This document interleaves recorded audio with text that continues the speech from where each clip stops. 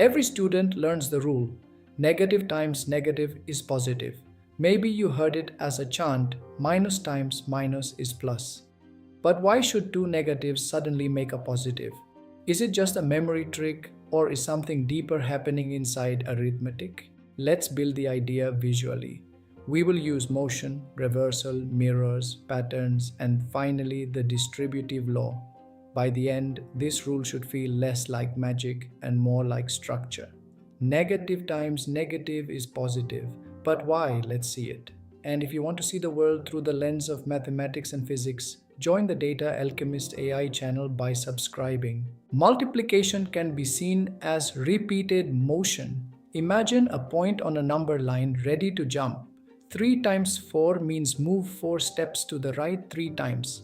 The jumps land at 4, 8, and 12, so the answer is positive 12. Now change the direction. 3 times negative 4 means move 4 steps to the left 3 times. The jumps land at negative 4, negative 8, and negative 12, so multiplication can describe movement. Positive steps point right, negative steps point left. The sign is telling us the direction of the motion. A negative sign is more than a small dash, it is an instruction to reverse. Suppose positive 4 is an arrow pointing right. Multiply by negative 1 and the size stays 4 but the direction flips. Right becomes left. That is negative 4. Now multiply by negative 1 again. The arrow flips a second time. Left becomes right again. That is the heart of the idea. One negative reverses direction, two negatives reverse twice, and two reversals bring us back to the positive direction. Another way to feel this is to think of a negative sign as a mirror. One mirror flips orientation. What pointed one way now appears reversed, but a second mirror flips the reflection again. So two mirrors do not create a random new direction. They reverse the reversal. That is what two negatives are doing. The first negative turns the idea around. The second negative turns it around again. The final direction is positive. Patterns also force the rule. Look at products with negative 4. 3 times negative 4 is negative 12. 2 times negative 4 is negative 8. 1 times negative 4 is negative 4. 0 times negative 4 is 0. Now watch the pattern. As the first number goes down by 1, the answer goes up by 4. Negative 12, negative 8, negative 4, 0. So below 0, the pattern must continue. Negative 1 times negative 4 becomes 4. Negative 2 times negative 4 becomes 8.